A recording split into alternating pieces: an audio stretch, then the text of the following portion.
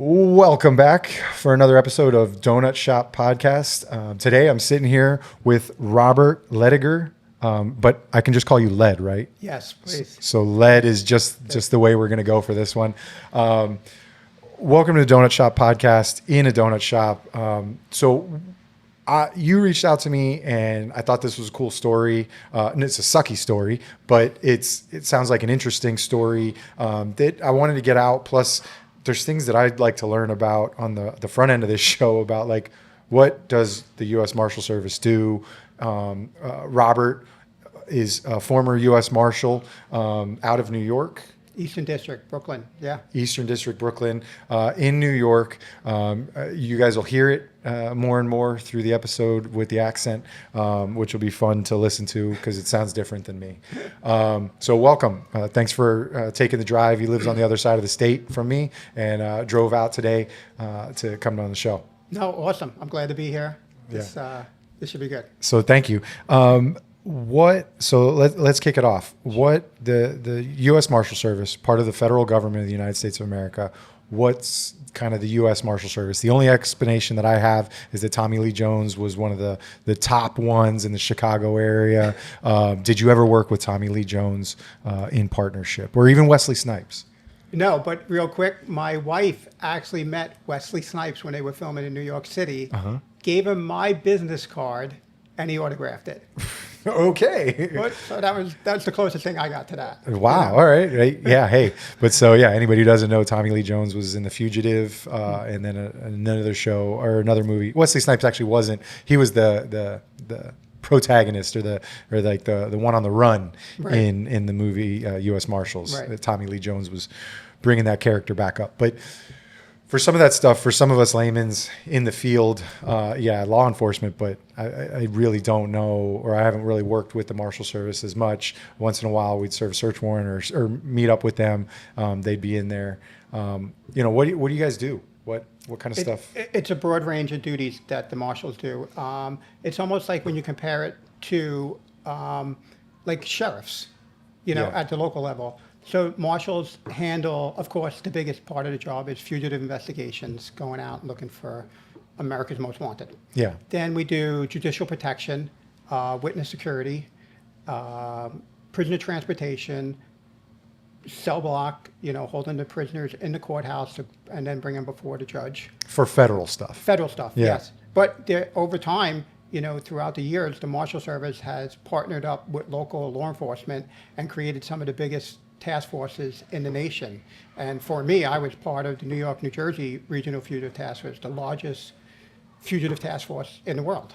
So you guys are working with NYPD, other agencies around New York City and then into Jersey. Yes. And so for people, and correct me on this, when you create a task force with local law enforcement and federal law enforcement, there's agreements that get put in place that allow you guys to kind of cross some of the boundaries and allow some of our, like, say, a city cop to come out into New Jersey that's part of the task force to assist and work on that. But we can also bring cases to the marshals that maybe we're having a hard time locally in the city to find the bad guy or find the criminal or find the person that we need to talk to, and the Marshal Service can use their wide range of expertise to get that accomplished, right? Yeah, 100%. Okay. Like you totally know what it's all about. You nailed it right there, and that's the biggest thing. We're working with state and local partners. It's the relationship's unbelievable. And bringing cases over, and like the Marshal Service would then adopt a local case and make it federal. Yeah. But there's still, when the person gets arrested, it goes before the local courts. It's just that this detective now has the powers of a U.S. Marshal to investigate and locate the fugitive. Yeah, it kind of elevates up into a class that they're able to do, and there's laws and policy in place that can afford that, to make that legal and help with resources, right. Because that's the thing is people will run, and sometimes they just, like, they're crossing a state border and they think, like, haha, I'm safe now, like, I'm free, ollie oxen free, I'm done, and we don't have to look for it, because I know locally, I'll run somebody and they'll pop up with a warrant out of, like, I just ran somebody the other day and he came up with a warrant out of Tennessee, and it was grand theft, so it's a felony in Tennessee. Tennessee, but it says in-state only pickup. Oh, they won't extradite. So they're not going to extradite. So Right. for anybody watching that doesn't understand, basically, Tennessee's not, that local agency or county is not going to put somebody on a plane,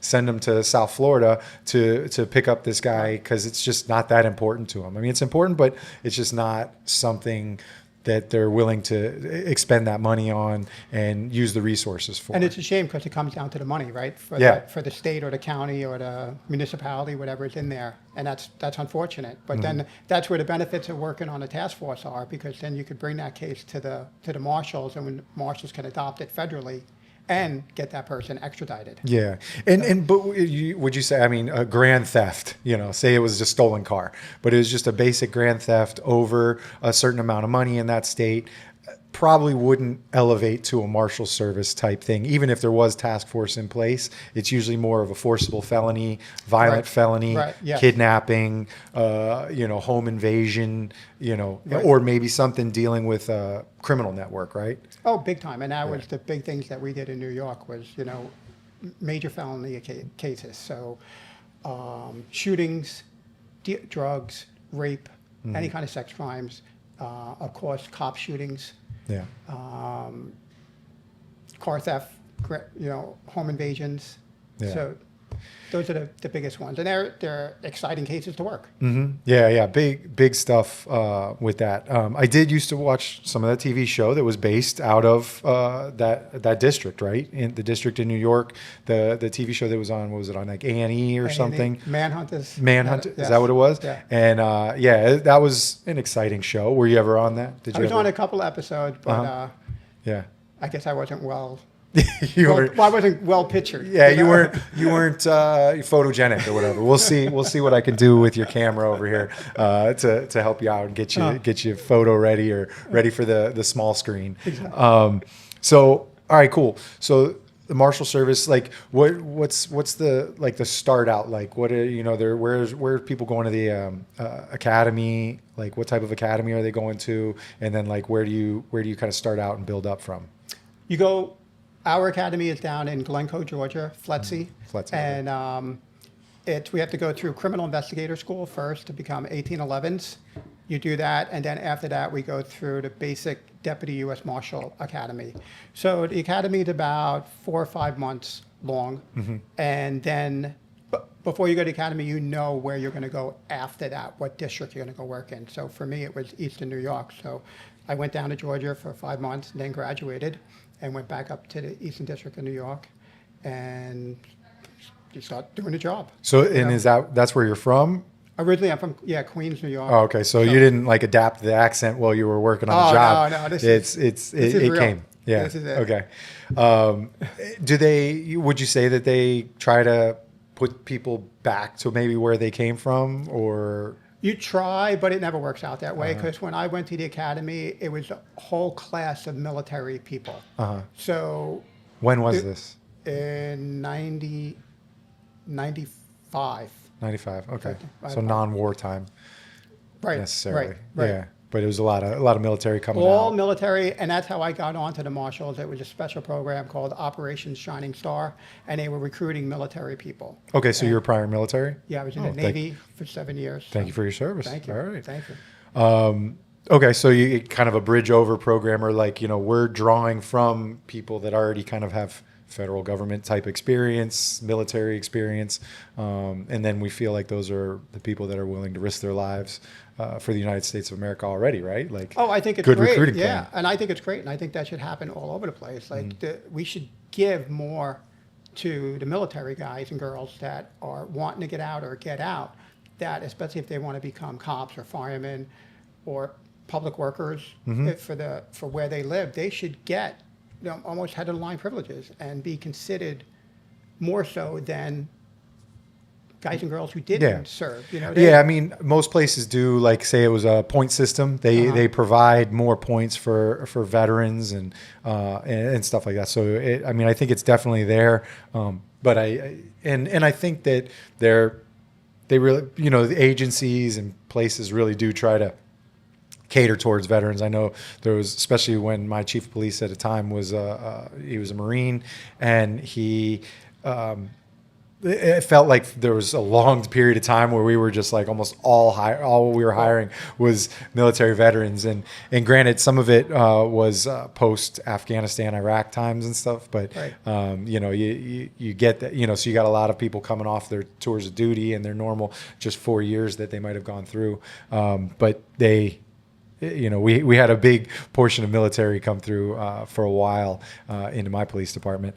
But okay, so that's cool. So Navy service and then into there, and then right into New York. Right. Like, Yeah. I didn't even break a day. I left the Navy on a Saturday, and on Sunday I was in the Marshals. Stop. Wow. Yeah, I went right into Yeah. it. I was able to buy back all my government time. Excellent. And push that towards for retirement purposes. So I already walked in the door with 7 years under my belt. And it's great to do that early in your career, because usually there's a percentage multiplier if you kind of like think about it later in your career. So if you're financially able to do that for anybody that has that military time in your agency, whether it's law enforcement, fire, or whatever government agency, they'll allow you to buy that time. Might cost you some money, but financially, if you can do it, I'd recommend jumping on it, because it elevates you. Oh, it was huge. And I had the big perk for me, when I got out of the Marshals, I was 24, 25. Get out of the Navy, I was 24, 25, and I was going back home because I just did a year or two in Virginia Beach. Mm-hmm. So now I'm coming home. I got nowhere to live, so I'm going back to my mom and dad. Yeah. So the best thing in the world is that I'm not paying any bills. Yeah. So I buy back my military time, and I'm already ahead of the game. So Perfect. yeah, if you can get ahead, Yeah. get ahead. Yeah, very good tip. So some big, let's get into some big stuff, or let's get into some some stories that you might have during the career. But we'll take a quick break and we'll be right back.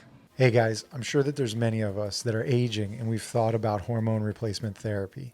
I visited my doctors and discussed it, and I'm still kind of on the fence and not really sure what I want to do. But now I think I've kind of found it, and I know that we could all use a boost of testosterone in our life. Well, check out the best in the game, Human Performance Team. It connects you with doctors via telehealth, and you could submit your labs that you've maybe already done, or you can get fresh ones done.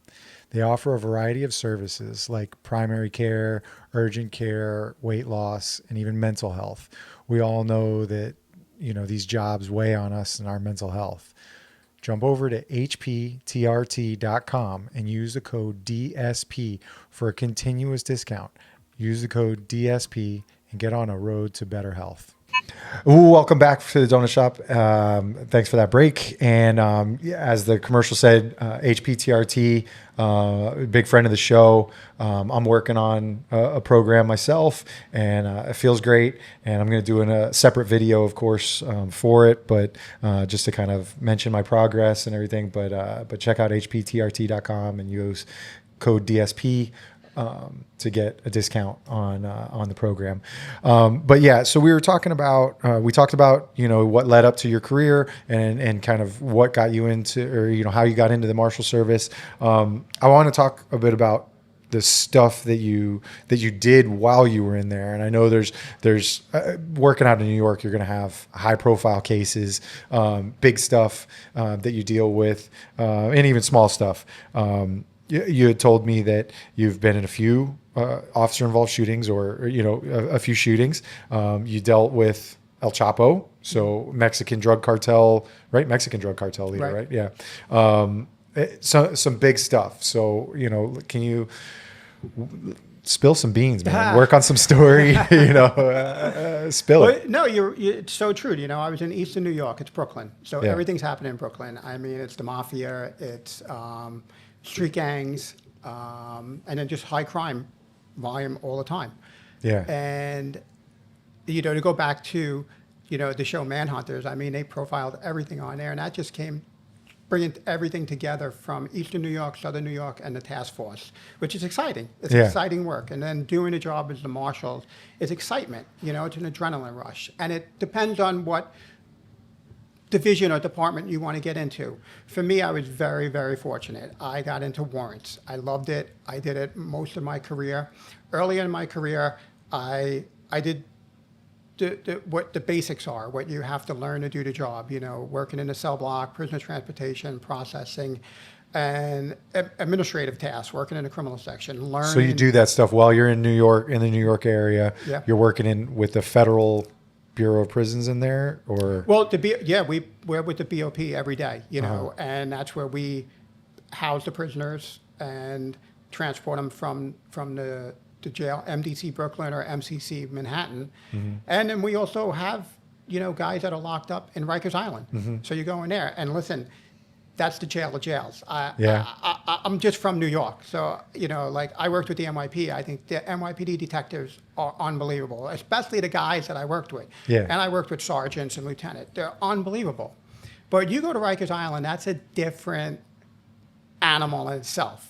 it's literally an island, right? It's an island. There's 7 different buildings that house prisoners, inmates.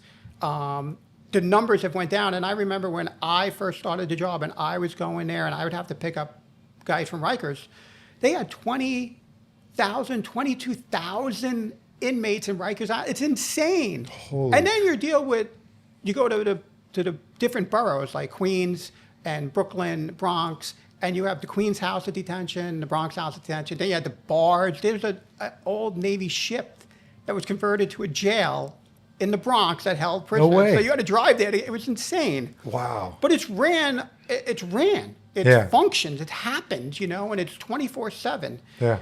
But for me and anybody else, I mean, anybody from New York, especially cops or corrections, like in my mind, I can still smell the smell of Rikers Island. Like I remember what it is. Like I can taste it still. It's hard. You can never get rid of that.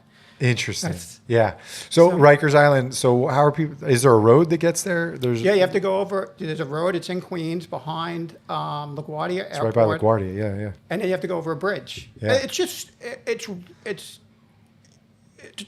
you can't change it. You got to let it go. It needs to be functioning. Like it works. It's a living, breathing. It happens. But you need more. Like that's the biggest fault. Saying it earlier is that correction officer is one of the hardest jobs in the world. You're there. You're locked in there all the time. And then you get stuck. Like you have to do overtime. It's forced overtime. And I really believe those guys and girls you should get a lot more money. You should get better equipment, more training, more benefits, and do better recruiting. Go to colleges and get guys that were football players that are injured and can never become pro players, and you should make a lot of money doing that. They're still big people, you still, being a cop, being a correction officer, it's still a hands-on job. Yeah. You're touching people. People don't realize that it has a propensity for violence, and you need people that are able to do violence and bring violence occasionally to an equal set or an overpowering set above that person. But yeah, like you're saying, the corrections officer, I've always had tremendous respect from him. I used to do some tours back when I was in college and learn about corrections during my criminal justice degree and stuff. And it was amazing. And then later on into my career, I've learned that these guys that I work with now that were former corrections deputies or worked in the state, it's just all you have is your pen. Really, a pen and a piece of paper, and then otherwise it's just you talking to people. And so they're some of the best talkers when it comes to talking to a bad guy, talking to a victim, or talking somebody down in a crisis, because their mouth is one of the first lines of defense they have inside the jail. Their mouth, their tone, their demeanor, and it translates well to patrol and regular law enforcement outside of the jail. So I always give mad respect whenever I can to corrections deputies and that kind of stuff. So thank you very much for the hard work you do, because you're basically a prisoner in there with them a lot of times. And I worked with, we're part of the task force, which was great. We had correction officers from Rikers Island on the task force. And one was, he was a friend of mine for 20 years and was a lieutenant. This guy is 6'5", 300 pounds. He's a monster. Yeah. But he's like a teddy bear. Sweetest guy in the world, but got answers, did the job and just ran it so well. And the things that we accomplished, he and I, with the Marshal Service and local issues, was amazing. And we brought the task force right into it. I just got to give them credit for that, because we created such a program that, is in local detention centers, is you'll have federal cases going on. So you have a guy in local charges, but he gets hit with a federal charge too. So you put what's called a detainer on him. And it could be from a federal warrant, or it could be, a writ of habeas corpus, So there's so much going on at Rikers Island. They have thousands of inmates that have federal paper on them, from the FBI, the DEA, ATF, Secret Service, everybody. Yeah. So the contact that we had at Rikers Island would call me and be like, hey, these 5 guys have warrants for the FBI. We've called them. They didn't come pick them up. What do you want to do? I'm like, oh, send it to me. Bring them over to our cell block. I'll call the U.S. Attorney's Office and say, the task force brought these over here. You have 5 new arrests. Call the agents. Call the SAC now of the FBI or whoever. Have them bring an agent over to swear out the complaint. So the manpower, the money, the hassle, the coordinating is done. It was done between 2 guys that did it, and we would get credit. Marshal Service got credit for the arrest. We processed the guy. We did it on the warrant. Your agency's sitting on it. On a gold mine of criminals. But nobody wanted to deal with it because it's Rikers Island. You're like, I don't want to go over there and be trapped for 5, 6, 8 hours, because that's what you're waiting to get in there, because the movement it's so big. Yeah. Because you have the correction officers that are picking people up to bring them to court. Then you have local cops coming in, taking somebody out on a hold. Or an interview or whatever. Anything. Yeah. And then manpower. You're down COs and you're sitting on a gate for hours waiting to get somebody. Oh my God. So Sorry, I went off on that. No, I love it. Eventually I'm going to get a corrections officer on here to talk about some level of corrections and stuff like that, just because I find it interesting, and I think the audience will find it interesting as well. So officer involved shootings, something that we don't, not necessarily we put the gun on every day and hope to get into or expect to get into, but I still think about it to this day. Every time I knock on a door and I step back into out of the doorway and stuff, these are things that you guys, at least a percentage of my calls have the propensity for violence. You're knocking on doors pretty much always of people that are expected to go to jail, and most of them don't want to, are usually violent. Like I mentioned before, the Marshal Service is probably more looking for violent felons than just your petty theft suspect. So what kind of you've gotten into some shootings, or you were in some shootings, anything that you can talk about? Oh sure, all of them. When I first got on, or when I was in the task force, we got into a perp was released in error, from which happens, and he's serving jail, and the paperwork did something. No way. So he leaves. He was from North Carolina, and he winds up out in Long Island, and we track him down and locate him, and he's in a house basement apartment. We surround it, make the hit, and he's got a handgun, and shots fired right there. You're in the apartment. It's scary as hell. Like we got him. None of us got shot. Nobody got hurt. The perp got hurt. Went to the hospital. Now he's serving. That was one case. When you guys go those, you're just like, what's your complement of marshals or deputies, right? Deputy marshals. Right. What's your complement? And then what are you showing up there with? Or you're not going to every one of these houses to get somebody with a full SWAT contingent or anything like that. You're going with a couple agents, Oh no, we have good numbers to our teams, and we call them teams, and it's a marshal who's a team leader on there because it's a marshal's task force. But then we have great cops on there. So like for New York City, when I became a supervisor, I had several guys and girls assigned 2 warrants, but we were part of the task force. So my guys would go out, or the girls would go out, and it would be a marshal who's the team leader on there. Maybe they would have another marshal, 2 other marshals, so there could be 1 to 3 marshals on a team.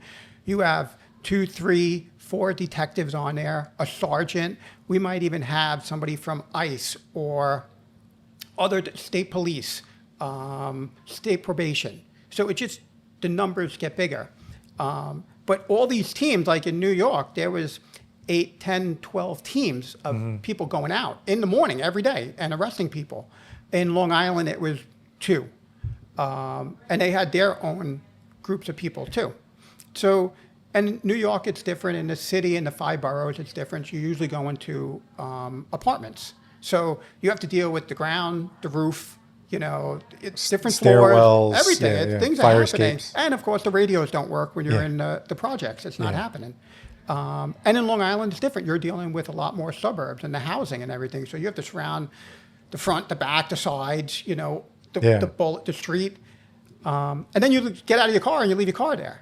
So Yeah. you got to make sure those are all locked up. It's still there when you get back. I hope that is there. Yeah. I mean, that's But- what I guess I'm kind of thinking, you know, for me, my role or where I work, a lot of it, it's more of a suburb. So there's more houses and stuff. So yeah, there is a larger contingent of what you've got to do, you know, putting, like you said, people on the corner, people on the back, you know, so if you're in an apartment, you're either putting somebody in the back if there's like a fire escape or at least a view to tell if somebody's turning into Spider-Man or Superman and what they're going to do if anybody does anything out the back. But then the rest of you, there's probably the majority is all just at the one door, like you said, at a basement door to an apartment. And you're going in, and just like you said that before too, it's the scariest feeling in the world. You're going to somebody's house. You know, you've never been there before. Yeah. You know, you can only imagine what the inside looks like, and it's always a disaster. You know, as soon as hopefully somebody opens the door, and now you're still blind. You know, it's early in the morning. You know, you're going in there, somebody's yelling at you. What are you doing here? They're lying to you. Nobody, this person's not here. Then you go and you're in. You have a warrant for the perp. You know, and that this is the residence, and we're going in there. Now you start searching for them. And you're looking in furniture, looking through the closets, you know, looking anywhere, up in an attic, hidden walls, they're everywhere. Yeah. And I mean, I had a guy hide in an oven. Jeez. An oven. Yeah. I mean, he was one of those guys that can bend his Yeah. body or- Contortionist. Yeah. You're like, what are you doing? Wow, You know? yeah. And then the times you always do it when you have a new kid on the team or you're taking him out and he's in a rotation and you're like, don't, you know, be careful. Don't lean on the walls because there's cockroaches everywhere. Don't open the refrigerator. And they always open the refrigerator and then swarm of cockroaches come. You're like, everybody out. Get out of here, you know. Literally not screwing around. Like you're telling them legitimate advice. Don't do that. Yeah. But it's fun work. It's fun work. It's very dangerous work. It's exciting. It's an adrenaline rush.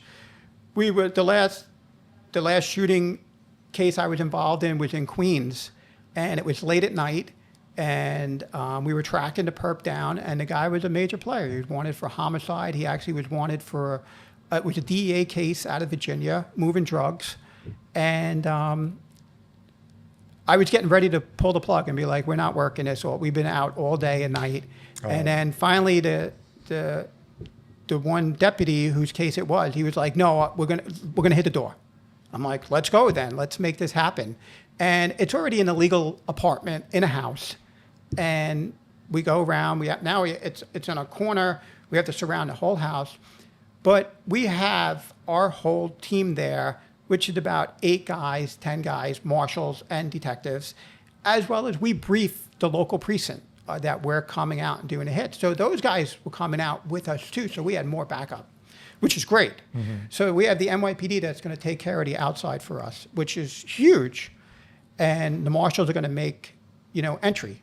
And so we talk to the front of the house and like, okay, you see this guy? They're like, yeah, he's in the back. They're like, he's there now, and we're like, there's cops out there. Like, we can hear the TV on in there. So the lights go on and off, the TV goes on and off, somebody's in there.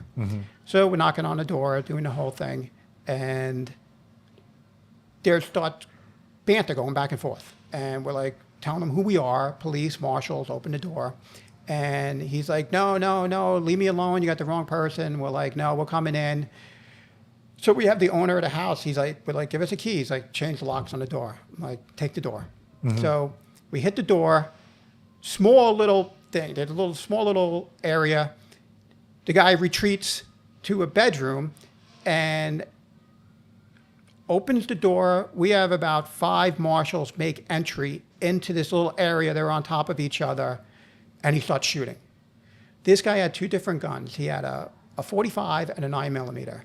One of the marshals shot the gun out of his hand. Mm-hmm. The perp falls back, picks up the bed mattress to put it up there, and then starts throwing rounds out the window to the detectives that are out there. And they're screaming, shots fired out there. Wow. All in all, there was at least 25 bullet holes from what that guy fired at us in the house. 5 marshals should be dead. Yeah. Automatic. Wow. It's insane. I did not even make it in there, and I was standing next to a female marshal. Mm-hmm. We were in the door frame of the house. You know, I swear to God, I was the size of a 2x4. Mm-hmm. You could feel that it's in your head that you can feel it, and you're wearing a vest. Your heart's pumping through there. You're scared. You know, it's a scary feeling. We get the guy, and no, we backed out to get cover. We had shields up, everything. He comes out to us wearing a bulletproof vest with a holster, like strapped to the vest. Yeah, he's ready to go.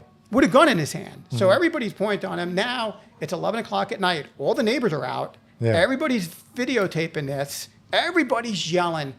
But while this is going on, we have NYPD with us. So they're calling Central. Like, we need backup. Shots fired, police involved shooting. You got undercover, plainclothes detectives and marshals. Here it is. So it's seconds. We have an ambulance there. Now you have NYPD ESU guys showing up. Yeah. I mean, it's amazing how they work. And the guy comes down, he throws the gun, and this is all happening. Yeah. And you have to think this through. And now I'm realizing I'm the boss. I'm the supervisor. This is all on me. Yeah. Everything. Yeah, I'm not watching a TV show. This is really happening. And there was a guy holding a shield. There was another guy in front of me, and I was back. And we're in the street. You're right there. But the guy, the second guy behind the shield, had a good voice. Like, he was loud. And he was controlling the perp coming down, telling him what to do. Yeah, giving the instructions. He'd let it, which as a boss, we're not going to tell him to shut up and I'm going to do it because I'm the boss. No. Nope. And I had a lieutenant there and sergeants, and it was silence. Yeah. You could hear a pin drop with this deputy talking and instructing him what to do. And the guy came, and it's scary, man. He picks up the gun and throws it. Thank God no one shot in there, too. You know what? Everything's being videotaped. So after he's now come out armed and everything, he never got shot at. He got shot initially in the arm and the hand. But that was inside. Inside, there was a shooting. That was inside. That was the initial come in, hunt, exchange of gunfire, and then it ultimately turned into a back out. Right. Not continuing in, it turned into a back out. 26 rounds in culmination at the end. Exited the house? Yes. Did you guys ever fire into the house? Oh, we fired, The other guys that were there firing in. And you could see the rounds going through the door and in the mattress. It's just... And so that guy didn't come out like Swiss cheese. You would want to videotape this because you see all the positives and negatives. It was a disaster. But these are the things you train at academies. Like, this is what you do and don't do. But you can't train for that. Yeah. You can't, prepare yourself. You can be ready, but it just happens. It's happening right there. It's live. So he ended up getting talked, and he gave up the gun, gave up himself. Got him down to the ground, cuffed him up, and we had EMS there. We had them there, doing medical treatment on him and then rushing him to the hospital.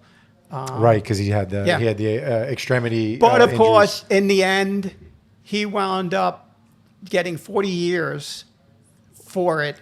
But while he's going through the motion because he got nothing else to do, files all these frivolous lawsuits against all of us for police brutality and whatever you could think of Yeah. to come at us. But they all got So he got 40 years. Was that on his original charge that you guys were searching him for, or in addition, or is part of that No, broken it up was with all- the aggravated assault, Everything. and all that Everything. stuff on attempted murder on a law enforcement No, officer? but kind of thing? isn't it sad?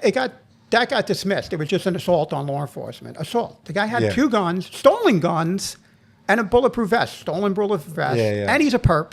And those charges didn't. Yeah. No, it was just assault. Yeah, we're just how gonna they go with the dwindle one. it down, Yeah. and then they merged everything together with the drug case out of Virginia. But then he admitted to doing a homicide and burying the body at his ex-wife's house. So then I had to go there and dig up the ground and get that. And then that's still lingering. Okay, that's on sticking the around? city. Yeah, that's on them. wow. So he has a hold on him. So he's like a still detainee. he's still in jail to this day. Oh, he'll be Yeah. Yeah. But he got 40 years for that scenario plus his original crime you guys were searching Right. for him, hunting for him for. Push those together, doing that. Frivolous lawsuits, firing off just like his gunshots at you guys, and then now he might actually catch an additional charge that's in Yeah. the midst of still in the legal system of a murder and destruction of evidence or forget it. hiding the evidence, Everything, all that kind of stuff. Wow. But those are the things you just can't make up these cases, and these are the ones you see the stories like on Law and Order or Blue Yeah. Bloods, where they Yeah. get this. I'm like, we did. That was one of the greatest things about working in New York. Like Yeah. you could. 2 weeks later, we're going to see it on Law and Order. Yeah, Like what that yeah. case was all about. Ripped from the headlines, but then you also can't take 2 steps without creating that same case again, almost like in New York, just because of the sheer amount of people and the sheer amount of crime that goes on and stuff like that. But with that case, everybody okay? Like Everybody, all you the know good what? guys, all the It's- good guys okay? It's amazing, and I don't know, the proper words to say it, but like I'm very, very lucky throughout my whole career.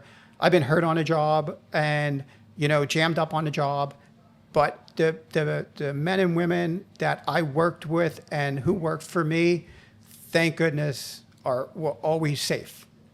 Always. Nobody got. We got one of the guys I worked with. We got into a shooting, and I wasn't there. And it was a big case, and it was a marshal got shot, and an NYPD detective got shot. But thank God that they're fine today. Good. Yeah. The perp's dead, Yeah. and a child molester out of California. Wow. Yeah. And that's the things that the marshals are going to deal with, those big nasty cases. You never think you're going to deal with stuff like that in New York City. Like what? You're like the shootings. Like Yeah. I did 7 years in the Navy. I was in Desert Storm for 14 months. That war lasted 15 minutes. Yeah. But we performed like it was every day. But when you get to New York and being from New York and then getting into a shooting in Queens, where I live, it's insane. And then you're looking around like the reality doesn't kick in. It kicked in more when I became a supervisor and I was a boss and I was looking around and seeing like how on top of each other the houses are and how you got people just coming out, swarming and seeing what's going on. Mm-hmm. That's the reality of it. Like, I can't believe this. And the guy's throwing rounds out the window like it's nothing, and we have to respond back. You have to shoot, You can't just go, well, we'll come back after lunch. Yeah, we're yeah, going to let this guy calm down and we'll come back after lunch. This is real. It's happening and you got to stay with it. And then you gotta solve it. You gotta finish it off. You can't just put it on pause and go to the fridge and, and grab a beer or whatever and say like I'm relaxed and then I'm gonna come back with a cooler head. Right. Like you've got to deal with the stress. And as a supervisor, you're not just thinking of yourself. You're thinking about all your people and that kind of thing. It's scary. It's scary. And it's funny, when I became a supervisor, my chief back in the district just entrusted me with so much. It was great. And he put me back into the section of where I worked. So I worked with these guys and girls, and now I'm their boss. Yeah. But they wanted that. They wanted me there, which is great. It was awesome. And to go back to like being involved in shootings and then other shootings that happened with the guys and girls that worked for me and I wasn't there. Yeah. It crushes you. You're like, you need to be there just to feel it. But to see how they worked through it, and survived, and got the perp, made an arrest or, killed him. And close the case. That's what the job was. As a supervisor, I'm like, here's a warrant, go arrest the guy. That's your job. Yeah. You do it all. And I didn't micromanage. I wasn't on top of them. And you carry a heavy caseload. And you got things coming at you from everywhere because you're on a team. So you have 8 to 12 other people bringing cases to the table.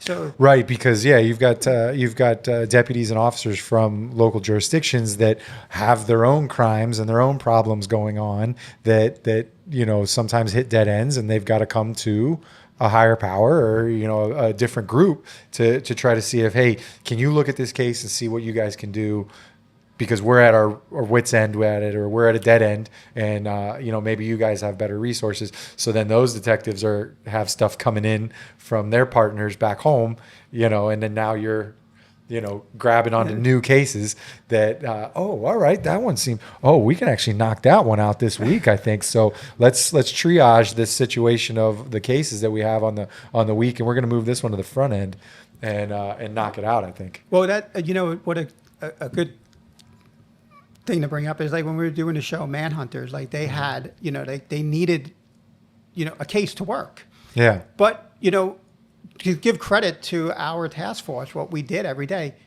we closed the cases too quick for them. We were making arrests, so like A&E staff had to send out more people.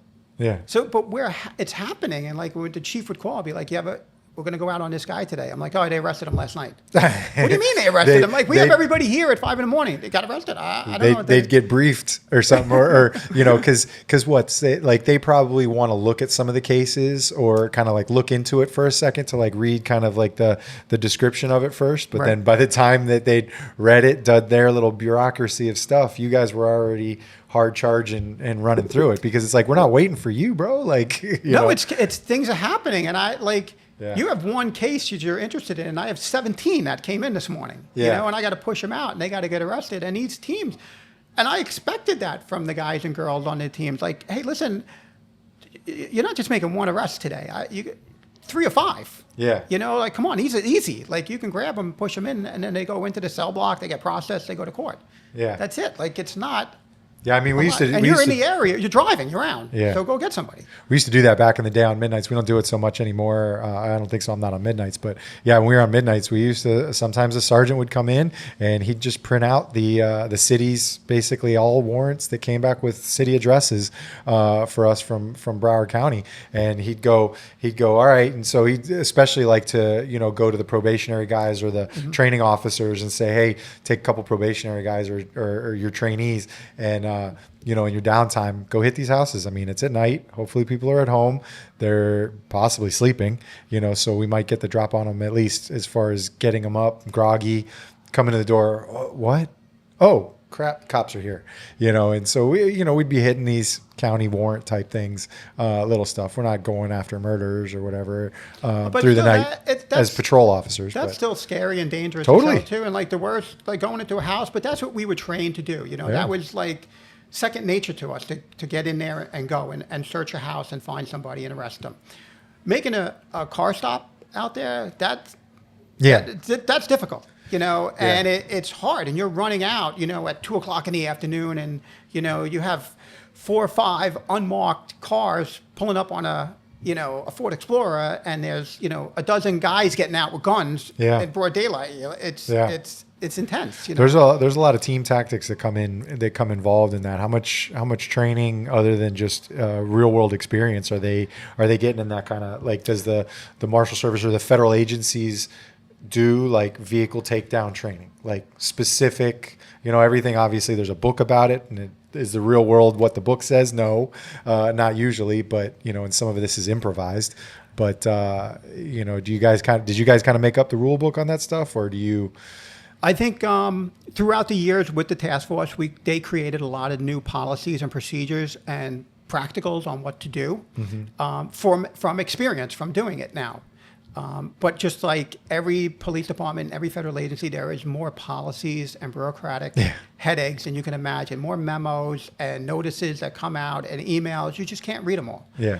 But the training was unbelievable. You would go with your team, and we would we would go to New Jersey to the Air Marshals Academy to train, and it's secured. It's locked down, and the shooting was intense. You know, the physical fitness training and the doing searching through different layouts that was put out there, and live shooting, not, you know, and moving and shooting, and then shooting. We would bring cars out there and shooting out of a car, out of a moving car, shooting a moving car, you know, taking people down. And we had role players, and I think these people would volunteer because it was so exciting, and doing it and seeing what we do. But you have to do it. And it's like, you know, being involved in the shooting it's crazy. Things have changed today compared to when I was on, like just the policies and the structure and what happens. But, you know, I remember I had an old chief tell me, he's like, you know, did you take your gun out of your holster today? I'm like, yeah, at least 5 times. He goes, you need to write a report about every time you take your gun out of your holster. Stop. And that's I'm like, that's the policy? Like, what is it? He goes, I got to tell internal affairs. I'm like, you got to be kidding me. Yeah. I'm like, then I'll never, Yeah. I can't even catch up. Yeah. Today, I'm going to be in here writing the whole time. Write like, what are we doing to ourselves that this happens? You're a cop. You know, of course you're going to take your gun out. And I would look at these guys, and I was totally. I remember before I got promoted, that specific chief said to other supervisors, because they make a list and vote, like if they recommend you to be number 1, and then it goes to headquarters. It sucks. Yeah. But that chief specifically said, he's like, picking Led as the next supervisor is bad for us because he's against management. Led is for the guys before he's for the management. Yeah. And I love that reputation, and I for the guys and the girls. Like, let's protect them. The chief and them, you get to that position, they forget where they come from. Totally. And they're all like, oh, it's bureaucratic, and we have to, you know, worry about the headquarters. Like, no, you have to worry about the guy. How did you forget this? Yeah. And that's what leads up to what I did, you know, later in my career. But then after that chief retired, he and I are very good friends, and I adore that man. But then the second chief was my friend, who me and him rose up through the ranks. But he's a smart man. He's a lawyer. He studied, and he became the chief of the district. And at one point, he was the acting marshal. And he is the one who says, no, Led is going to be in warrants. And he had me there for 10 years. And during those 10 years, the district that we worked in, Eastern District, had the most recognition. We accomplished the most stuff. That district received awards, and some of the biggest cases in the world because of him and I, and one being El Chapo. Yeah.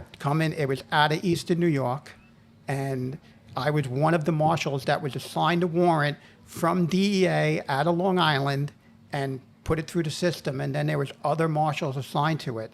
But we saw it through. We were there when they extradited him out of Mexico, and that was a whole story in itself. Our own headquarters didn't even let us know. I got a phone it was call. so secretive. It was so secret, but it was so silly. They didn't even know, but they were getting credit for it. And I got a phone call from Kennedy from Fox News that she heard it on like Spanish CNN. That he was. I'm like, what? So when we got involved, when I heard it, I called my chief right away. Told him, he flipped out, called headquarters. We were talking to everybody. They were extraditing him. We got involved when he was flying over Cleveland. Oh, yeah. That's when we knew he was. Yeah. I sent people marshals out to the airport. Actually, one of the marshals that was physically working the case was out there. And I'm like, how are you not giving these guys and girls the credit they deserve and the recognition? And then when they got out to the airport, I told the airport that they would come, the airport police. And then DEA was out there. Everybody was there. And you on some of the pictures you see out there, is you see the marshals that worked that case there. We bring him into jail. The next day, he goes through trial in Brooklyn. We have one of the biggest security details in the world there. Yeah, and most of that's through the Marshal Service. It's all marshals. You've got to protect. All marshals. He's a wanted man now, dealing with federal courts. So you guys are the law enforcement through federal courts a lot. We handle it all, but what's it's the biggest criminal in our lifetime. Yeah. You know, and for me, it was the biggest case of my life, you know, the biggest involvement. And working with the marshals that we worked with out of New York that worked that case, working with DEA out of New York and some of the FBI out of New York and the U.S. Attorney's Office out of New York. They were just unbelievable. You Yeah. know, everybody worked together because there was one mission. Yeah. That was it. You know, unfortunately, I don't have a passion for our agency leaders at headquarters, Yeah. but they're sitting there trying to get all the credit. Yeah. You know, it was the guys and girls in the district that did it. Yeah. So. And protecting and make sure he moves safely, because you've got probably a lot of, did any issues pop up? Locally, like, you know, in transport, in the way? Transport was unbelievable because we have the NYPD and the state police there. So, Yeah. I mean, we were going over the Brooklyn Bridge to go to Manhattan to put them in there. So you had Harbor Patrol out all the time. Yeah. We had aviation out, and then the road just shut down. I mean, the people in New York hated us for this Yeah. going on because Yeah. traffic. Yeah. We had a ton of media all over the place, Yeah. and we had some, you know, weird protesters, activists. Then you had to deal with his wife coming into the courthouse every day, you know, and she's walking around like, you know, this is a new movie, you know. Right. And she's kind of a high value target, or, you know, for anybody, either side or anybody dealing with it. And then so she's going to be an instigator of an issue just because the eyes are going to be on her as well. So we have to add more security in the courtforce just Yeah. because of her, which Yeah. she don't even deserve it. Yeah, But you yeah. have to worry about everybody else, what's going on. Yeah. And I forget where I was going with Yeah. that Pretty one crazy. point. Just any incidences. The one that- incident that- we had yeah. was, there was a guy shows up into the courthouse, Mm-hmm. you know, and you got to give these people credit that they want to get in there, And we wound up arresting him in the courthouse because he was trying to get to El Chapo just to touch him. Yeah. He's like, Just I know be a him. He's a friend fan. of mine. Oh. Yeah, he's a fan. I'm like, what the hell is this?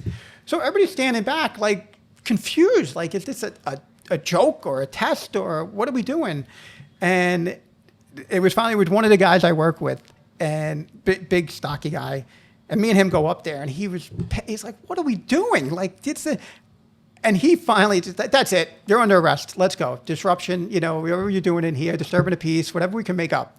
We bring him back downstairs to the cell block and then find out who he is, and he's an illegal. They're Yeah. like, so we're like, all right, call the ICE Yeah, guys call from the ICE. task force. Come Yeah. over here and grab him. They're like, I'll take him. And that went there. But then DHS guys, they came and interviewed him to find out who he was, but he was just a nut job. Just some crazy kook. Yeah. Fuck. All right. Well, let's jump in to a break real quick, and then we're gonna come back, and I want to get to like kind of one of the main reasons why you're really here talking on the Donut Shop podcast. So we'll be right back. So that's why I built InkMD, to address a niche, a very real need for medical grade wound care for real wounds. Tattoos are real wounds. I don't understand why we continue to treat them differently. Nobody's bridged that gap yet. We're talking about relatively superficial trauma to the skin. The quicker it heals, the better. Especially with tattoos, because the amount of ink that's retained in your skin is dependent on that healing process. Real science, real medicine, with a very ancient and very personal art form. Jump over inkmd.com and use DSP15 when you want to make a purchase. Yo, what's up, everybody? I want to let you know I have a new website format. Same website, donutshoppodcast.com, but this time I'm running it through Shopify. Make it much easier to purchase items because aside from the hats that I have up there, Donut Shop Podcast, PVC hats, the blue line snapback, laser mesh, nice and clean on the inside, comfy hats. I have some other swag, t-shirts, can koozies, just some other stuff that I put up there. I'm running the website through Shopify, and so it'll make it real easy for you guys to go on and purchase some stuff and support the show. So thanks for tuning in and following the show, and don't forget donutshoppodcast.com. Thanks. Fact. Like, I have it in writing. That's perfect. Well, we're back from break, and I'm going to probably leave part of that into it as we're sitting here talking stories on the break. So I'm going to leave that into it. We're back, and what I want to get into is kind of part of the reason why you reached out. What got you into basically a career-ending shitstorm within the Marshal Service that led to the end of your career? tell me about it, because I know it's defending colleagues, being a good supervisor. Those of us in Counterculture Inc. and stuff joke around about Big Sarge. You sound like you were big team leader. Big, you were the boss that was the one telling people, yeah, go ahead and keep that chase going. That kind of thing. Like, everything sounds on the up and up.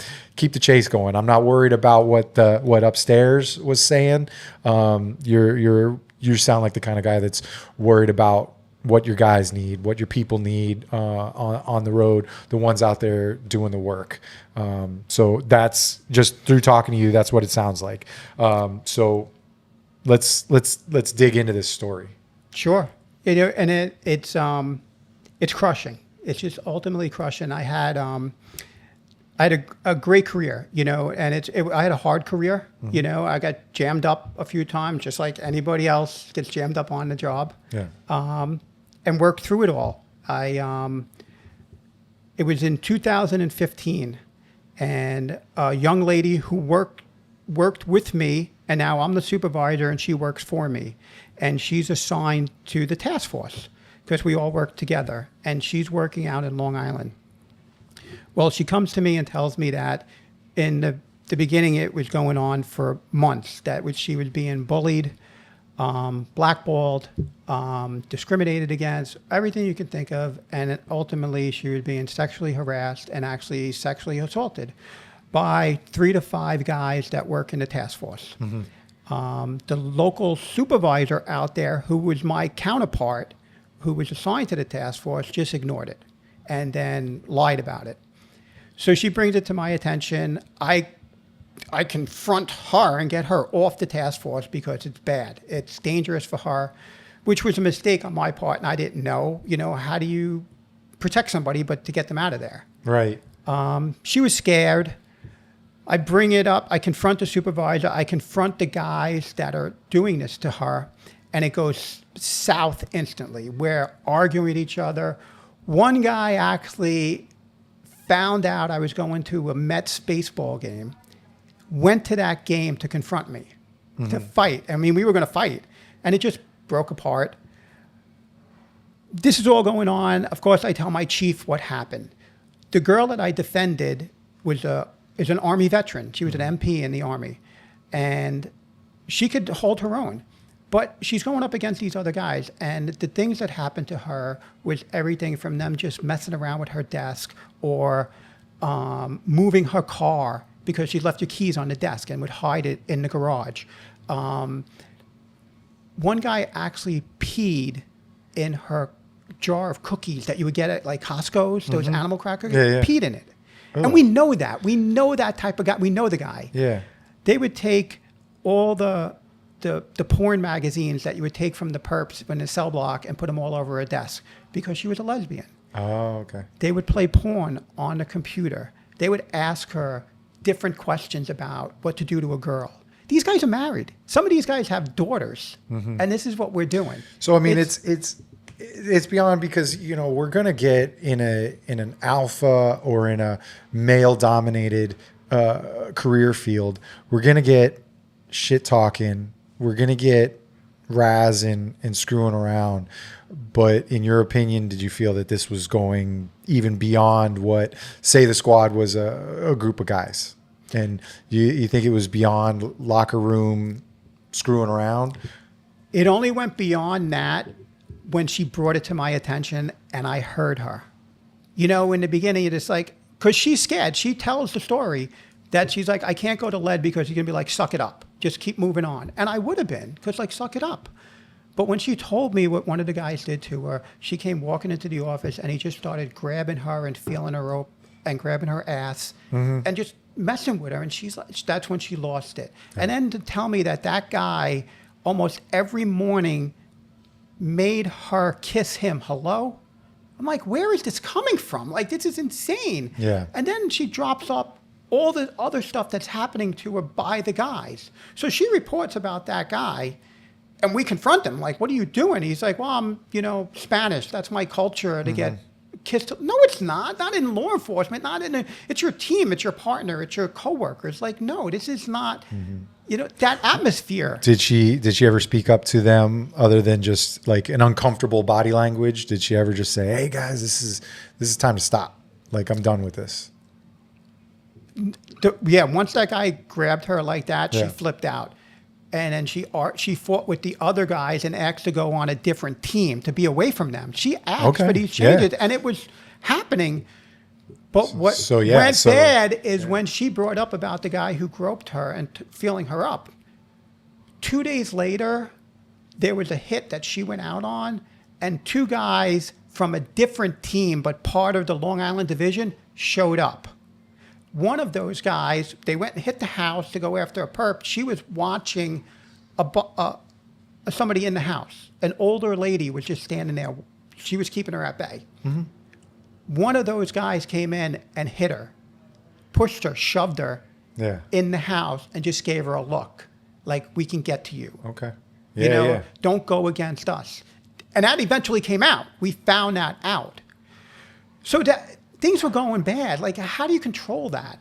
So we bring it up. I tell my chief. Next, you know, the task force supervisor tells his chief. They're all talking. They're like, let's get rid of these guys. Let's separate everybody. They do that. Within a couple of days, she's like not happy with that. They're like, you have to write everything down. We want to, if you're going to go forward with this, put it Yeah. in writing. Tell us. She does, like 14 pages of stuff. Blows our minds. Now we have to bring it to internal affairs because it's out of our league. We're in a district in New York. It has to go to headquarters to internal affairs. Yeah. You can't fix this. So it does. When it gets there, the task force falls under this division in the Marshal Service called IOD, Investigation Operations Division. It's its own entity. It's a big, big piece of the Marshal Service. It's the glorified position. Everybody wants that. I was not part of IOD. I was a district guy, but I was working with them. Yeah. Okay. So we were partners. But we're marshals. And I had other marshals coming up against me. So it gets there to headquarters. It goes to internal affairs. Next thing you know, the deputy director of IOD takes it from internal affairs and said, we'll investigate ourselves. And he assigns an investigator from like the New England area who he worked with to investigate themselves. So they do that and they come out and they're like, no, she's lying. This is all made up. None of this happened. They bring in these other people who were not witnesses, but just to give credit to the other guys that she's complaining character about. witnesses. Character witnesses. Yeah. And then during that, this sole investigator turns around and says, she's the problem.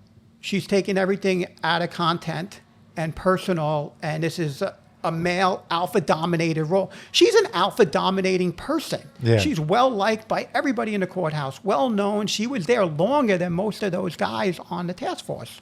And in the beginning, they asked for her to be on the task force. They wanted her. Okay. So then they say, well, and the other problem is Led. He's a supervisor. He should. I'm like, I'm supervising Long Island and Brooklyn and all these areas, and I give her the full power to do everything. She's a deputy U.S. Marshal. She's an Army veteran. She's a grown woman. What's the problem here? She's working cases. You guys physically touched her. You messed with her, all this stuff. Yeah. So they're like, okay, we're going to put everybody back on the task force again. We're like, what? So now my chief and my marshal, who's appointed by the president, Obama at this time, says, no, this is not good, and complains to the upper echelons above internal affairs, to include IOD and this other guy who's the number 2 guy of the agency. And he's like, so you mean to tell me this girl makes a complaint that somebody urinated in her food? In and her cookies. It's Her okay. cookies, It's yeah. all okay. They're like, oh, we didn't know about that. He's like, it's all in writing. It's right here. Well, we're going to do an investigation in that. No, do an investigation in all her complaints. No, we did that already, but it was office culture. It wasn't Okay. complaints. We're like, what? This is a year later. So now we're in 2016. So now they get the main guy who she complained about. He comes in, he goes to internal affairs, and their internal affairs suck. They're the worst ever in the department, in the service. They sit down with him and they're like, "Hey, is there anything you would like to tell us?" Almost like, we know what you're going to say. Yeah. Let's start it off there. Yeah, Led is a racist. He says the N-word hundreds to thousands of times a day. He's a partner with a felon in a MMA gym. I'm 5'6", 160 pounds. I'm the smallest guy in the whole agency, probably. He had domestics with his wife, and he covered up a stolen gun. Like, what? Why was this not brought out last year during the office culture investigation? Internal Affairs is like, really? They push aside. The office culture. That's gone. Yeah. We're going after Led. Any of those things? I mean, fast forward. Any of those things? Were you in MMA or anything? No, like no, that? I don't even. I can't even. I mean, I've been in fights. I got the shit kicked out of me. No, But you're not a training athlete of MMA. You're not getting in domestics with your wife. And the best is my own internal affairs does a financial background investigation in me to see where the money is. I'm like, where's the money? The money from this alleged. I own a gym. Yeah. Where is it? There's nothing there. But they don't clear you. So that goes on. I have to get a lawyer. Because we have no union, so I have to pay for a lawyer. We have this association, the federal law enforcement. That's terrible. They were no good to me. Yeah. I am not a fan of them at all. And then you can get this liability insurance. And I had feds. Not a fan of them at all. They did nothing for me. So this is all going on, and it's for months, and everybody's blown away. Like, what is this coming up with? And now, of course, the 3 to 5 guys, 2 of them sit there. Led says the N-word every day. And of course, the internal affairs investigators are all black. Yeah. Everybody's black coming after me. And Oh my God. you're like, you got to be kidding me. They're like, he has no black friends. He has no black family. He don't let black people in his house. I have a barbecue at my house every year, a party at my house for everybody I work with. There's over 200 people that come to my house in Long Island every year. I have a band play at my house that are cops. I had to give internal affairs pictures of coworkers, friends, family that are black. To prove to contradict the allegations like, that are you kidding? And they did nothing. So I have a black friend. Yeah, but I swear. But I had terrible coworkers, black guys, girls, Spanish, come forward and be like, "No, but we're glad you're investigating racism, but you're going after the wrong guy. Ask us who we'll tell you who they are and what they've done." But no, they didn't want that. So now things are generating, and I am now proposed removal to be fired because a proposing official that reviews the internal affairs report believed the guys from IOD, the task force, over me and says, "No, we think you were lying." the allegations. Yeah, lack of candor. They find that the allegations are substantiated or whatever. Basically, so when they propose that to you, they're basically giving you almost like a plea deal, like we would think. They're giving you like a no. That's not. There's no plea deal. I'm proposed to be fired. Be fired. Well, yeah, This not a isn't plea deal, but that they're not just firing you. They're just saying we're moving in this direction. Yeah. Wow. Yeah, and so I have lawyers and that big money, And that's the other interesting thing for the local law enforcement types, like you mentioned. There isn't really a union. There's a loose affiliation union with some, probably traffic attorney or something like that you might be able to pick up. Whereas at least I know for our local union, we have some of the best say homicide defense attorneys that are local in the area, that are part of a pool that the state union comes in and says, can anybody take this case if it's a case like that? Right. So, we have resources like that you would hope that the federal agencies, being large and stuff like that, would do that, but they really don't. And that's one of the things for this type of situation that people maybe don't recognize and realize. Like, you're gonna have to go out and you're gonna have to afford those attorneys, get that defense fund going for that type of situation. And it's not pro bono. These lawyers, No. I got to deal with a New York lawyer. So I get guidance from a federal defender who's an amazing man, tells me to go, what lawyer to get. Because I was going to ask him, because I seen his work. So he gets my lawyer. My lawyer's name is Ray Granger. He's unbelievable. He was a Brooklyn district attorney at one point. Then he became a U.S. attorney. And they went after him. So, but then he left and he employment law dealing with. Yeah. And he took my case. And thank goodness I have him. And then he has 2 other associates that are with him, which is unbelievable. Yeah. So we go now. We have like 30 days, 45 days to prepare to go before a deciding official, which is a marshal's representative, a chief. So we're like, all right, we find out who it is. And in that time, you're allowed or given credit for, good evals. I've had outstanding evals most of my career. Yeah. I have awards, ridiculous, certificates, all this stuff. And you're allowed to get letters of support, good guy letters from coworkers, from whatever you can gather up. So for this specific one, I collected over 120 letters. That's a lot of people. It's a lot. Does From anybody- all over, and it's coworkers. It's even people from the task force. Yeah. Writing letters on my behalf. So now we have to go to headquarters to meet with this chief. And it's on Good Friday in 2017. And we go there, and she comes out. She's very nice. And she tells us right before the interview starts, she goes, I want to let you know that I received a phone call the other day from this lady who called to tell me that she's in possession of a stolen cell phone that you took off a perp and gave to her. We're like, what? Where did this come from? How did she get your number? How did she know you? Because that's all secret.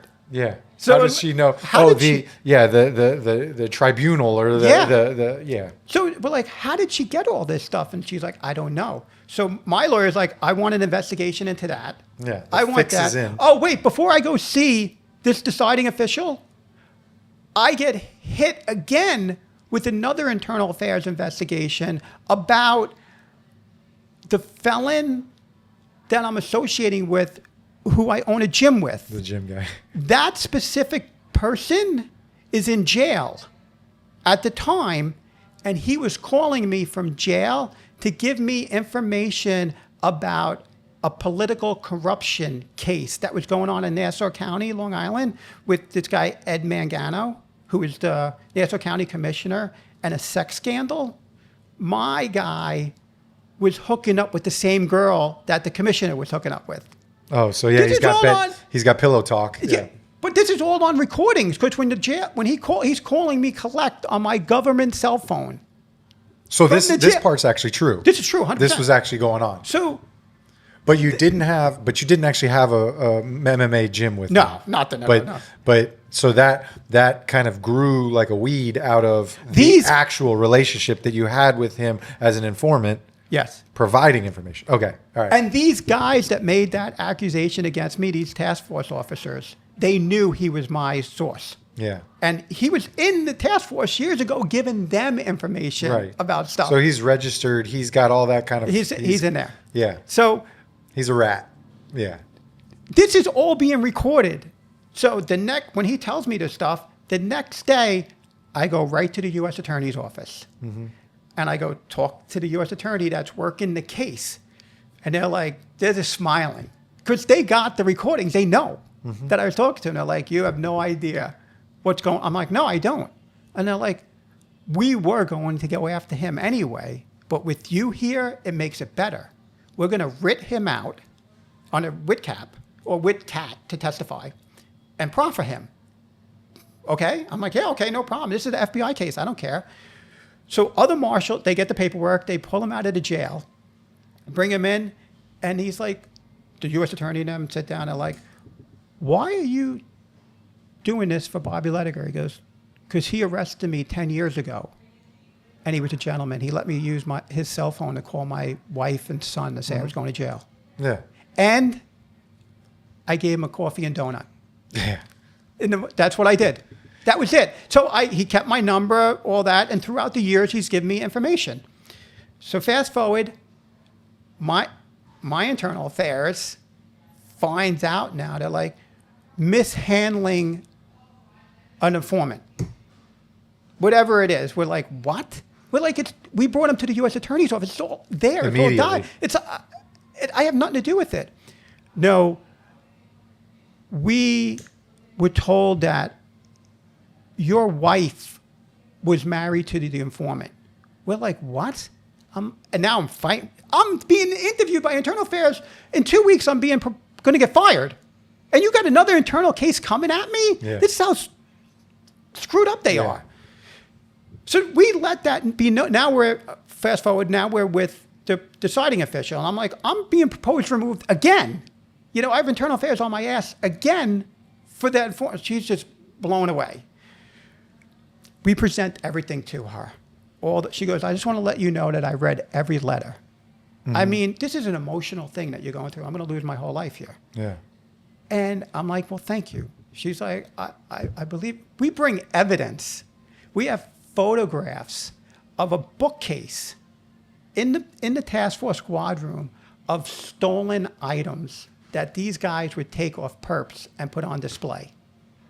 Car keys, like BMW car key, that's expensive to have. So you're taking perp stuff and putting it there on display. We have the photos, the hard photos.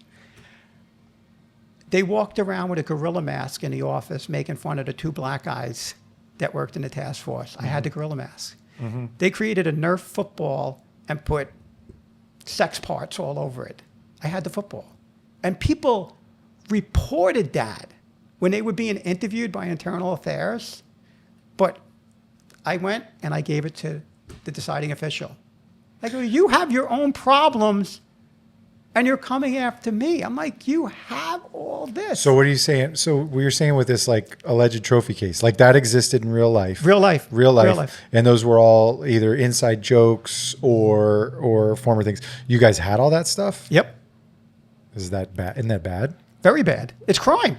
Okay. It's crime. I was gonna say, but you're not using this as a legal defense though. No, I mean, I'm using it as an argument. Like, you're going after the wrong guy here. I did nothing wrong. I defended my subordinate, my coworker, from these guys who did something. These guys are coming out now and making these accusations against me. Yeah, you want to hit me and say, well, as a supervisor, you should have reported all this stuff. Now we're getting petty. But, okay, I'm reporting it now because they came at me for this. So we're going to go tit for tat? But you did nothing to them. You knew they lied. So now the law is if you lie to a federal agent, you go to jail for 5 years. These people should have been arrested. Internal Affairs knew they were lying. That deciding official, when we dropped all this on her, called Internal Affairs and goes, I want an investigation into the task force. Yeah. A week later, Internal Affairs is at the task force, taking pictures of things, taking things, interviewing people. But mind you, I'm under internal investigation still. Even though I'm being proposed to be fired. This is on Good Friday. So we leave there. This deciding official is like, hey, I need some supplemental information. You're missing a couple of evaluations. I want them. And some other stuff. No problem. We submit everything to her and whatever other stuff she wanted. A week later, she cleared me. She's like, this is bad. But don't forget, I have an open internal for the informant. Yeah. And I have an open internal for the girl who called that deciding official that said I stole a cell phone. Right. I have 2 internals on me now. Additional ones. Additional. And I just been cleared. On the other stuff. I've been cleared of being a racist, of owning a gym, domestics, covering up a stolen gun. Cleared. I don't get anything for that. I don't get back pay. I don't get my attorney fees. I don't get nothing. Nothing. I don't get a promotion. Nothing. Now I still have another internal. Now they're coming after me. So it goes on for years and years. 2 years. This is April 2017. April 2019, Internal Affairs orders me to headquarters to be interviewed for 2 days. They start off asking me if I'm a racist. My lawyer jumps all over them. This was already... That's already disproven. This is bullshit. What are we doing here? They keep doing it.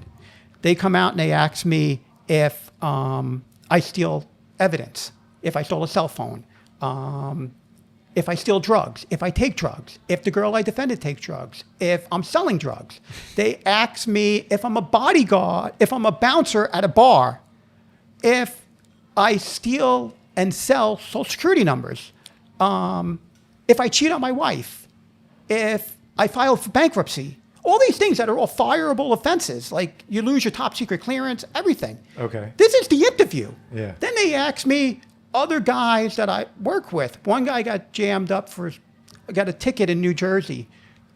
We have a text message here that said, don't worry, we'll take care of it. Did you fix the ticket? This is just, what?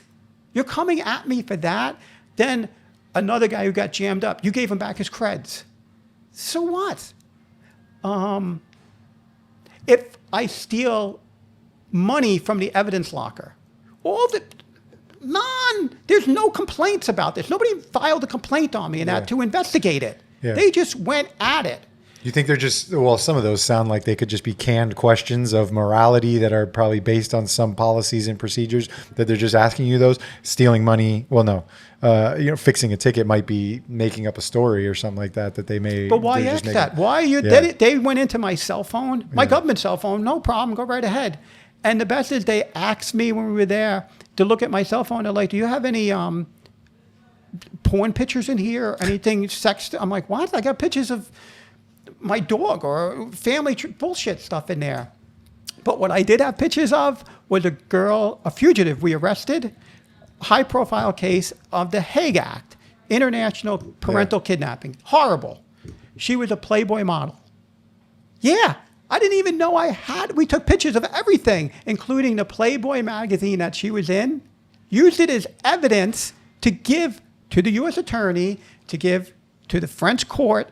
Here's everything on it. So that was in your government cell phone? Government cell phone. Oh. It was all done. This is the best, though. This is the best. We arrest the fugitive who has her daughter and is at the airport trying to get on a flight from New York to Canada, Canada to Japan, Japan to Vietnam. Mm-hmm. You can't extradite out of Vietnam. To go down to extradition, yeah. Can't do it. So we get her, turn the daughter over to the father. Great case. Media was all over the media. U.S. attorneys are so happy. Everybody's happy about this. Years later, they come at me and they're like, I'm getting proposed removal. In January 2020, another fire. This is my second firing. But you have 30 days, 45 days to respond to a deciding official, another chief. This time, that chief, she knows me. She knew me from my first day of my career. She was one of our class advisors there. So she knew me. She followed my career. She knew who I was. She was proud of me, of what I've accomplished. She turned out to be a piece of garbage. Mutt. She's a mutt. We go before her. So this time, we give everything on the first case. Here's everything. Was cleared. Here's the 120 letters that he got on the first case. And here's an additional 160 letters to include a petition of 75 names to include court security officers from the courthouse and judges in my support. And so now I'm there at the end of February 2020 interviewing with her. And it lasted 15 minutes. She already had a mind set up. She was in bed with the same corrupt people at headquarters. The cabal. She was there, and they just wanted me to go on. And she's like, well, you've been jammed up years ago. This is bad. We don't have any confidence in you to perform at a successful level. Really? I go, well, if you would have read my package to you, you would see that I performed at an outstanding level. Mm-hmm. So I succeeded that. So why are you firing me? And she goes, well, this informant that you had, I think you should have turned him over to the FBI. What? Are you out of your mind? It's my informant. Why would I turn over an informant? Go talk to some real cops out there, and they'll tell you don't turn your informant over. Yeah. Things like that. Well, I think that these pictures you had on your phone, you used them for self-gratification. Really, self-gratification. You're a sick, deformed person. Sit there with my personal or with my work phone, and I'm going to jerk off to it. But that's what you're going to do. You can go on the internet and get anything you want. Yeah. And plus, you've seen my wife. Yeah, yeah. She's beautiful. What's going on here? And then you have you have nothing that I did anything with that phone. You can find everything out. And let's not forget, the US Marshals are the best in the business with cell phones. That's what we do. Yeah. So why don't you put your equipment to use and sell me? How many times did I open that picture? What did I do with the picture? True, you yeah. saw what was happened with it. It's in the file. Yeah. It was presented to court. It's out there. The Marshal Service already knows it And exists. you want to talk about it's just a Playboy model. It's a legal magazine. Yeah, yeah. There's nothing there. It's not illegal. She wasn't held prisoner. It's She's not an adult. Yeah. And it's not true. It's so great. But they're going to like morality clause or morality rules that are in your policies and procedures, and that's what they're going after. They came at me with the catch-all: conduct unbecoming and lack of candor. Yeah. Well, we think that you lied. You didn't come forward quick enough during your interviews with Internal Affairs. Really? Because if you read the rest of the transcripts for Internal Affairs, the chief of Internal Affairs, this is the level it went to, was interviewing me, says, thank you for your candor and bringing that to our attention. So who's talking to who here? Yeah. You're not reading anything to figure it out, you moron. Yeah. So we leave there. I'm totally crushed. And it's emotional. I'm 50 years old. What am I gonna do? Come now, the pandemic hits. Yeah. Everything's shut down. The world is over. April 20th, 2020, 4 o'clock in the afternoon, my chief calls me. I'm in Florida. I have more time on the books than I have to retire because I put my papers in and was approved to retire on June 30th. Would have gave me 25 years. Yeah. I was 2 months away from my 50th birthday. So in the government, you either have to turn 50 or have 25 years to retire. Yeah. I met one of them. You're fired.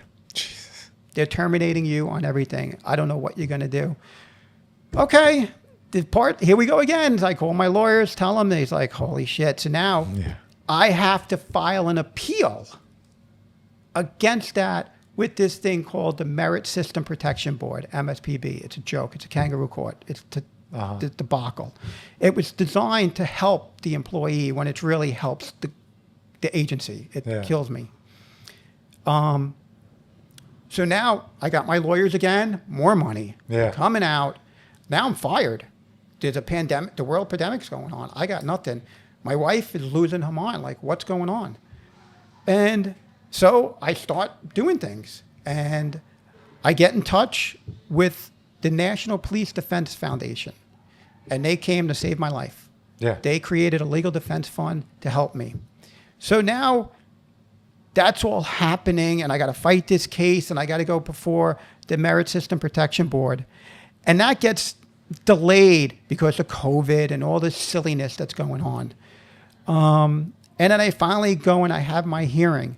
And we go, and when the hearing's going on, it comes to our attention, my team's attention, my legal team, that there's a now retired internal affairs investigator from the Marshal Service that's a whistleblower. She's coming forward to say that they were coming after me. We're like, what? Where did it? She's going to give any statement she has to give, everything. Whoa.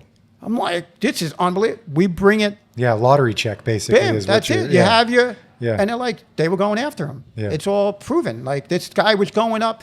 One of the investigators was going up to the number 2 guy who called them all garbage. Okay. Giving them inside information. Like, this is great. Yeah. And that they were targeting him. They knew he was going to retire. They fast-tracked his case. But all before that, you let it drag on for 4 or 5 years coming at me. You did nothing. The one investigator went TDY to get a temporary promotion and still sat on my case. So for the Marshal Service, you have like 120 days to work it. Nah, they had years to work mine. There's nobody in the Marshal Service that ever went through what I went through. Nobody got as many letters as I did. Nobody had so many investigations. Nothing. The treatment is unbelievable. So it's funny, as my old chief, he's like, you're Trump. He goes, you're the Trump of the Marshal Service. He's like, letters Trump. Everything they did to Trump, they're doing to you. I'm like, you're right. What do I do? So today, right now, the MSPB judge, initial administrative law judge, she ruled against me. She's like, no. But in the beginning, they want you to cut a deal. They're like, let this guy retire. He had 70 days to retire. But the government's like, no, we're not doing that. They still don't care. They don't even care. want to just throw you that They bone. don't. They just let you sit there. They want you to kill yourself. They want you to die. Right. They want you to eat a gun they do. and do their job for you. They act like, and then they're going to put a little quick social media post with 3 paragraphs that say he led a great career, 25 years. Thanks. Bye. Bye. You know, what did they expect you to do? And that was it. And here's my thing for them, the Marshal Service, because it's when the whole woke thing all started. They're like, oh, we got this white guy. He's a racist. Oh, we got this white guy who's stealing evidence. We can blossom. You're standing up and speaking out for women's rights under the LGBTQ umbrella. I mean, there's other bonus points on that side too if you want to play that game. You know, so it's like, but they found themselves a racist. We've got one. Well, and on top of that all too, it should have went that way, and you would think, and you're like, the biggest issue was because it was the task force people. Mm-hmm. That's it. Because it was they weren't local cops. They weren't there was necessarily bad supervision out there. It was terrible, and it came out. It all came out And because that supervisor that failed to do his job out there, he was proposed removal also, but they let him drag it out. Yeah. And what's funny, he was able to retire. And what's funny about him, his deciding official was the same one that fired me. Uh-huh. But she was friends with his chief. Yeah. It just happens. You know that stuff. You see it on. So probably your icing on the cake or your straw that broke the camel's back was that, you know, the standing up to the to the higher up brass, to like the number 2, doing that. You made people extra pissed off.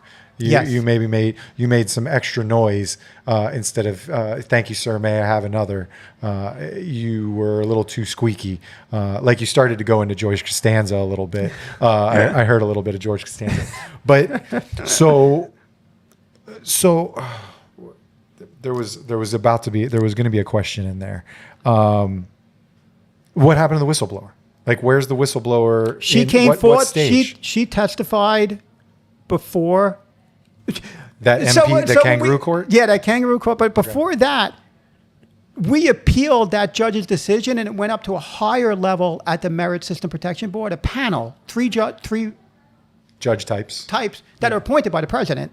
Okay. Reviewed it, and they came back and ruled in my behalf. Okay. That this whistleblower needs to testify. Okay. And come forth. We're like, oh my God. Did she get Epsteined or something? Or So, where she was good. She came forth, but it was years later. Mm-hmm. It's years later. She didn't have all the correct information, but she testified. She brought it there. And this same judge that ruled against me, she just ruled against me again. Really? Saying, and so then now I don't believe the whistleblower. So now we're in a it's second essentially appeal. on appeal. Yes. It's essentially on appeal. How do you get to go up in front of the same judge on an appeal? Like, you should be it should always be a fresh set of eyes to look at this situation. They can take into account the original judge's decisions. I mean, we're using the word judge, but the original person's decisions, but they need to be looking at it through a fresh set of eyes, especially if there's fresh evidence, not somebody who's now basically going to say, you know, I was wrong, because we're dealing with a career of egos and probably some of the least humble people that are around. So they're not going to, people in these positions aren't going to want to say, you know, I was wrong about you, Led. No, it's not going to happen. And you're so right on that. You think the system would be a lot better and set up there. And I thought I was moving up the ranks of the court when I went to the panel, like, okay, now let me go before the panel. Let me go before these 3 judges. No, they just look at paperwork and then they send it back down to that same judge to take it. Like, why? It should go up to you all, almost like going to the Supreme Court. Mm-hmm. Let me come to you all and testify and ask me the questions and what it is and bring the whistleblower forward. Yeah. Because I was labeled as a whistleblower for defending the girl. The girl that I defend. I'm like, I just did my job. I mean, you're raised as a kid. Like, I have a little sister, and my dad was like, don't let anybody mess with your sister. Yeah. This is your coworker who's a female, and it shouldn't matter. It shouldn't matter and she was gay. It shouldn't matter. She wasn't running it. She wasn't bothering anybody. Yeah. Insane. And you just went after her. And then, just to keep me going so strong in this, and even to today, It was my wife. My wife in the very beginning, because I was trying to not get her involved. And before this all started with all the stuff just would happen to the girl Dawn, it was my wife that came forward and she's like, I'm really proud of you for what you did for Dawn. Yeah. That was it. I'm like, that's it. Going to war. And she was right there. But I'm sorry to flip-flop. But the things that they did to me and my wife, to my family, these guys were sitting outside my house when they knew I wasn't home. Or my wife. But my mother-in-law, my mother-in-law lived with us. Yeah. And she would tell us, like, there's cop cars outside. Just to my terrorize. neighbors were telling me. Then we were getting screws in the side of our tires in my wife's car, my work car. Like, what's going on? And then I was getting pulled over at night by the cops that were part of the task force, those cops. Yeah. Like the sheriffs were pulling me. Like, Jeez, what? man. They're like, oh, your window tint. You know who I am. And especially when you run the plate, it comes back unknown. And then I'm showing you a badge. Like, Yeah. what do you know this car? You see, I know who you are. I'm the only cop getting off this exit here, right here. So shady stuff. Dude, crazy stuff. You mentioned the defense fund. You want to mention anything else about that? Because we're running into kind of a hard stop time. But I think there's a lot more that we can unpack on a future episode. Yeah. Maybe coming back, and especially if there's any updates, because it's interesting. And I can't believe, and I've known people that have gone through stuff like that, stuff like this. And I mean, regular citizens deal with it sometimes with our normal justice system. And it's also crazy to see that it happens to us. It's the citizens out there, getting arrested and stuff. The same sort of thing happens to us too. Sometimes on the inside, and it doesn't get out there. It's a lot of pressure on you. Like, even for me to tell you the story like this here and to put it out there is like trying to convince you. Like, I'm not trying to convince you what, like, I'm an innocent person. I'm not an angel. I'm not an altar boy. I'm a different type of cop. Yeah. I helped people. That was it. That's all I did. Even perps. We work together. Like you would ask a perp one. It's like, hey, all I cared about is getting guns off the street. Yeah. So if a perp, I would vouch for you to the U.S. attorneys, like, or the probation, like, hey, this guy just gave me good information. Let's, put him back on probation again. Big deal. He smoked weed. Like, what are we doing here? Yeah.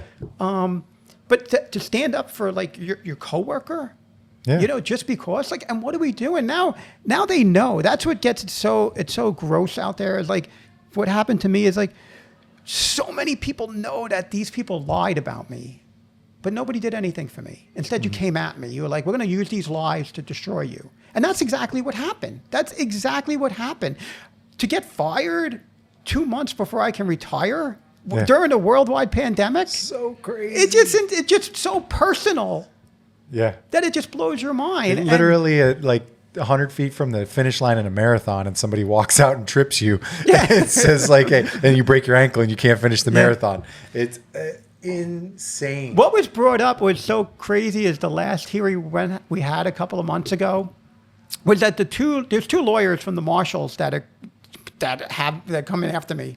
And even some of the internal affairs investigators are still there. I had like 7 people from internal affairs investigating me. It's unheard of. A whole team. The whole division.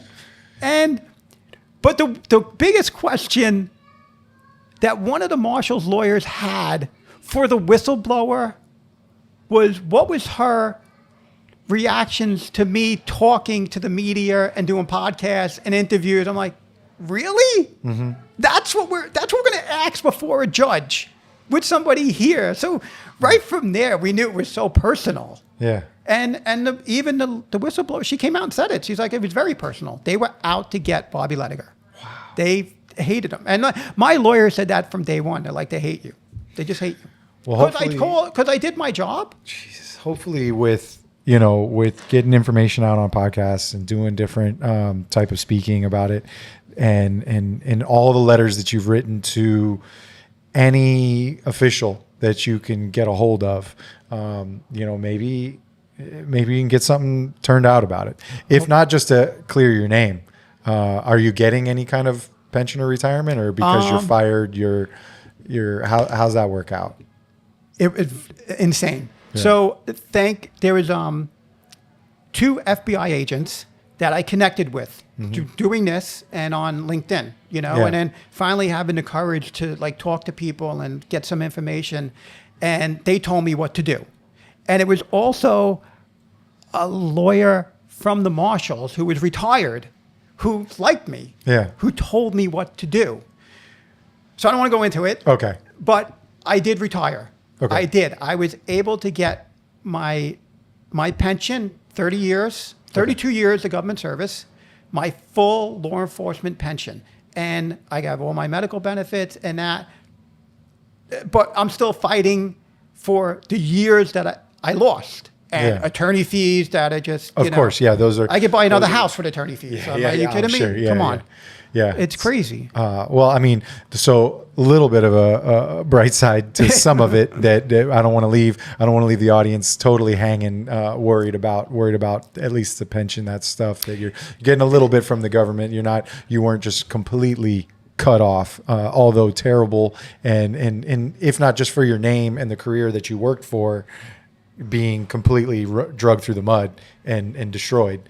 Well, that's all they try to do. Is they want to destroy your reputation and hurt you for the rest of your life. Fucking for what? right. I don't get it. I really don't get it. And they do. And when I talk to other people who've been through this, and this is one of the great things, like talking to you, is that the story gets out there and people reach out to you like that are jammed up or need help, and you hear stuff of what guys went through worse than me. Yeah. And people kill themselves. You're like, what the Like, don't give up, man. Just fight it. I know it's hard. I mean, I was out there. I collect refunds if I have to keep going.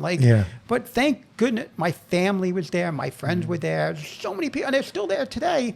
And I have the courage back again and the confidence to talk about it and call people out and see what happens. It's truly like you feel. I fear for that almost, that there's a bubble that they sometimes will add to this Venn diagram where they're like, how much will we be able to do to him to get him to just kill himself, and then we can say, all right, done, case closed. Case closed. On to the next one. And it's I hate to think it, because I know most times it's probably not true, but God, because that there's guys and girls out there that have done that.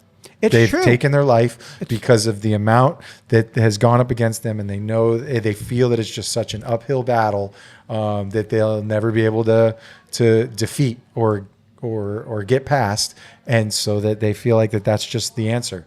And but you know what? A lot of the pressure is too with guys like us and girls out there like us that have accomplishments. You've accomplished something. You've been successful. You graduated from school. You graduated from academy, or graduated from the military. You've met qualifications. You maintain qualifications. You train. Bad guys you've taken bad guys off the streets. Who knows how many lives you've saved with weapons that have come off. All that. And then you get these slobs from like my agency, internal affairs or general counsel. They're slobs. They do. You sit in an office and you walk around with the T-shirt of the job I do. Yeah. Because you can't do my job. So that T-shirt that I have, I give it to my dad because he wears it proudly because he earned it. These slobs in headquarters, they didn't earn it. They're cowards. They're hiding in an office. They're afraid to go. They couldn't go out in the street and arrest somebody. But then they want to characterize you or criticize you or judge you on you doing the job. That's what's the worst thing. And it was hard for me. It's hard for me to accept that. I've accepted it, and you move on and you live your life. I mean, I moved to Florida, and the biggest part of it was I was still working in New York, but we came down here because I couldn't protect my wife. Yeah. I worried about her. Right. And so now I'm down here. And what do you do? And I hear guys, you hear everybody's, if you mess with my family, I'll kill you. No, you won't. No, you won't. It's hard. I have a lot of people I have to take care of. I have to beat up a lot of people now. But I did the best thing I could possibly do to protect my family and take them I had to take them out of the fight, but I was right back in the fight up there. And I'm separated from my wife while she's in Florida and I'm in New York. And the agency doesn't care. and they know what they're doing to you, and they don't care. They just don't care. So scary.